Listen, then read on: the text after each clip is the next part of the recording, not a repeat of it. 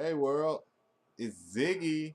I'm back after a week, which last week was Memorial Day. You probably know why. I heard the news that last week's Raw rating was a 2.89, which was the lowest rating possible.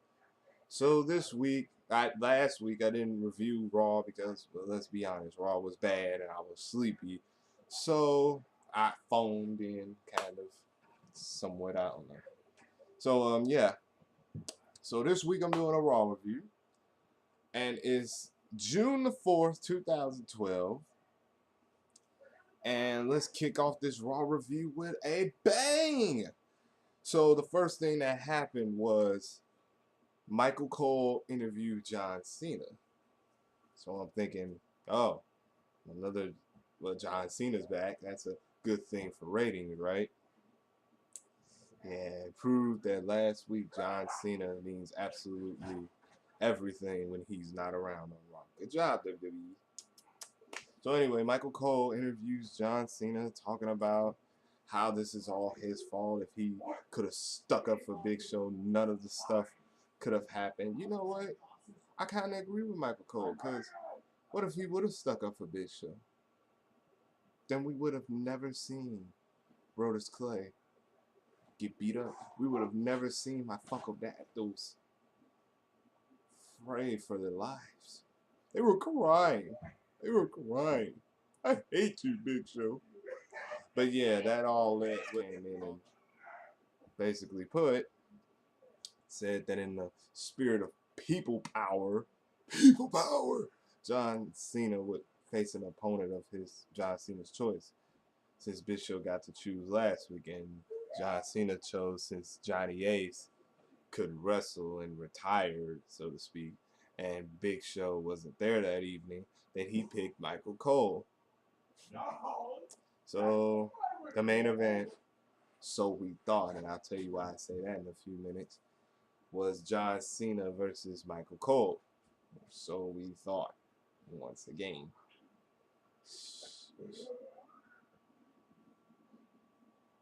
So then we, so then next up on the agenda, a bit more wrestling. That's always a good thing. That's always a good thing to have. My brother is too loud. But anyway, yeah.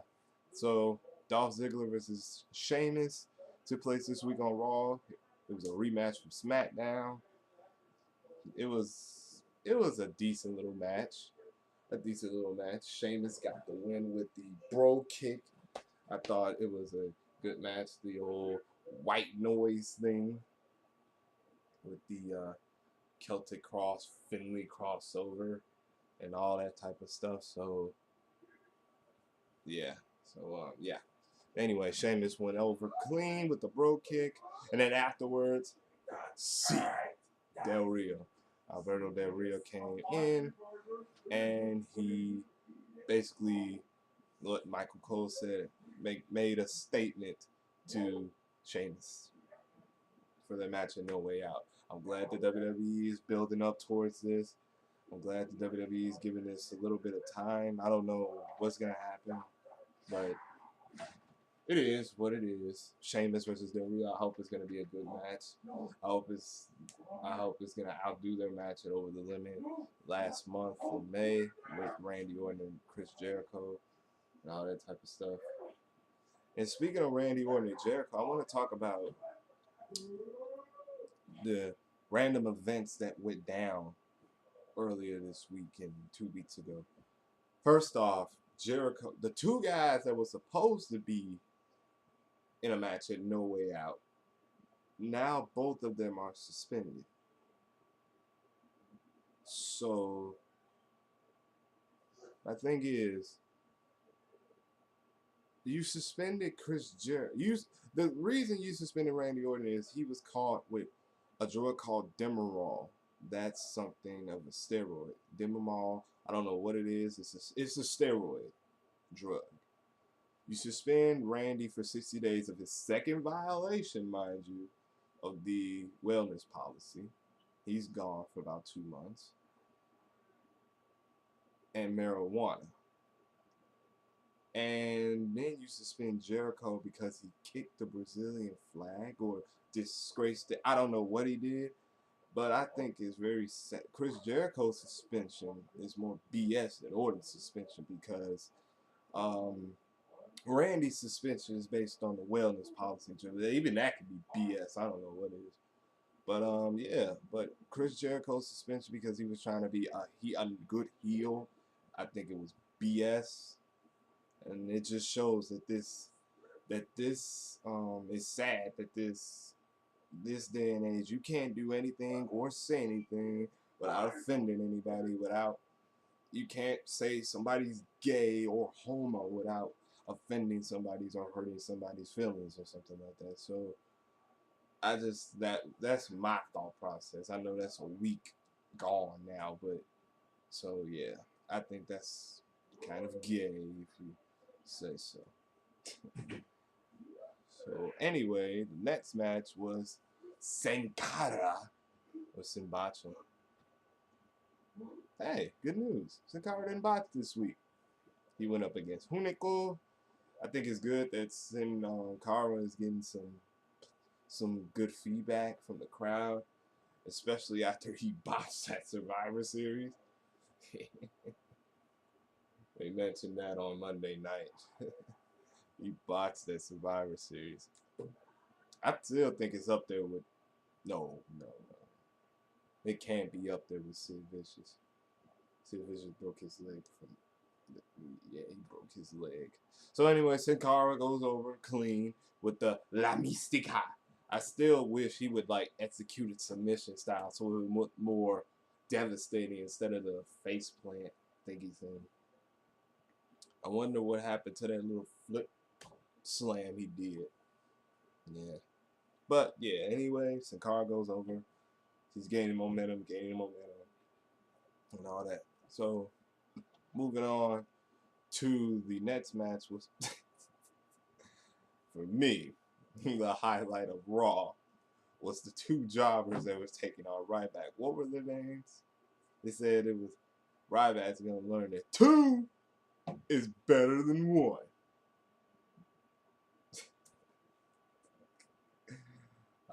This was fun. This was fun. Yeah, Ryback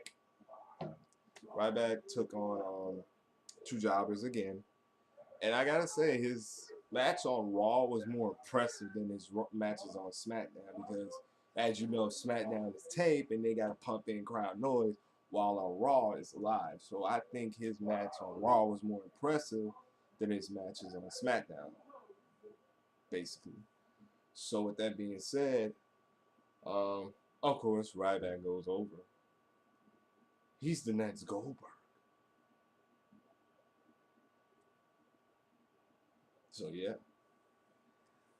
And then we move on to another good match, which was CM. It was just full of matches tonight. It felt like WWE canceled out all the promo talking and whatnot. So, you know, with all this type of stuff. So tonight, it was kind of a decent one. So anyway, moving on. I'm getting off topic here. So moving on, we had CM Punk versus Kane. There must be a winner.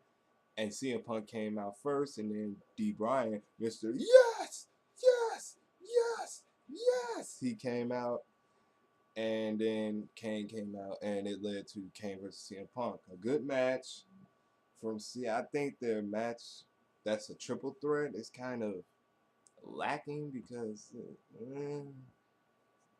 and anyway, good match from CM Punk and Kane. I mean, the story behind it is I don't know about all that. But I think CM Punk and Kane and Daniel Bryan could be a good match because we all know what CM Punk and Bryan can do. And Kane's a good athlete. He's a good little worker and all that. But the thing that got me, and I think everybody would agree, was the fact that Miss AJ Lee came out and came out to check on Punk, right? She's checking on Punk and all that, and she ends up and Daniel Bryan telling her to get down, And CM Punk took him out with a suicide dive, and then it led to Kane choke slamming the WWE champion. So, yeah. And then AJ gave him she was frightened at first, and then she gave like a sexual look on her face, like a satisfied look on her face. I don't know, but I don't know where they're going with this AJ Lee thing. I don't know how this is gonna play out. I did like her interview though. Crazy chicks are sexy. I agree with Punk. I did crazy chicks as well.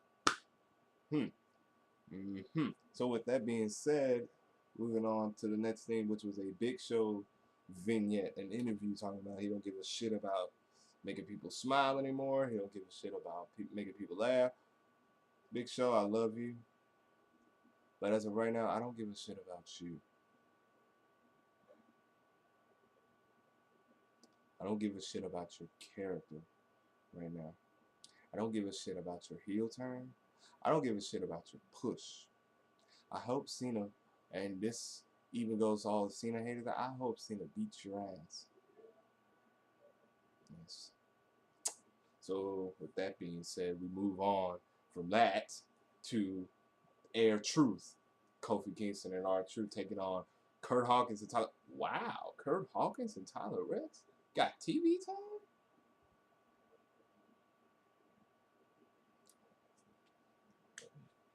Maybe people power could be the best thing smoking. I guess, I don't know. I guess people power could be the best thing smoking.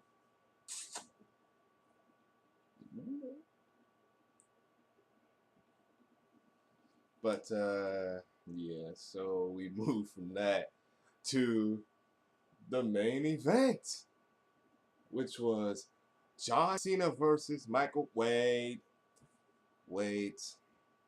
Johnny Ace comes out first and says in order for John Cena to get a match with Michael Cole, which was no disqualification, by the way, he first has to take on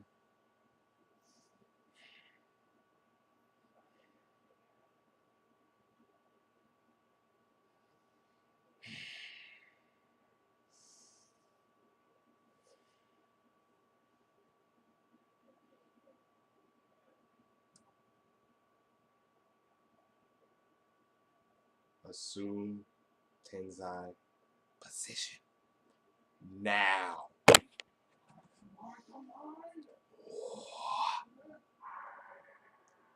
I hate Lord Tenzai. Hate Lord Tenzai. I don't like Sakamoto because he always throws salt at Tenzai.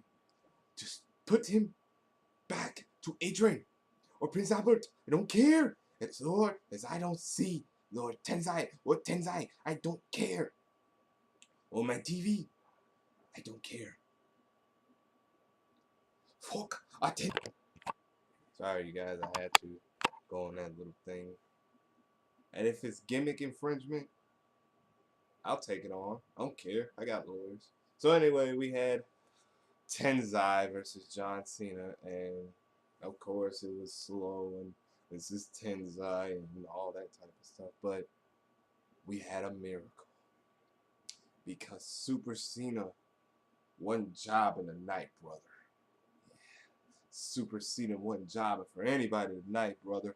John Cena got up and he beat freaking Tenzai. He finally pinned him, and his undefeated streak is over. It's over. It is over. Which led into the no DQ match with Michael Cole. And Cena beat him to a pulp. He kept beating him until freaking Tenzai came in there and bombed him down. I thought, oh God, fuckery has became afoot. Cena's gonna lose, but no, Super Cena kicked out as Michael Cole was going on there, and then Michael Cole went to the corner and tried to pick up the fire extinguisher, but Cena got him up. Attitude adjustment 1, 2, 3, sent the crowd home happy, and Cena gets the win on Tenzai. and Michael Cole. So, yeah. All in all, what did I think of this Raw? I thought it was way better than Raw last week because Big Show didn't bury 1, 2, 3, no, 4 because A-Rod was on Raw. How dare you, Big Show? How dare you put A-Rod through a freaking wall? Don't ever do that again.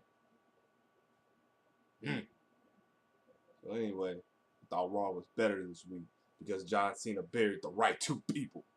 You damn right. John Cena's better at burying people than you, Big Show.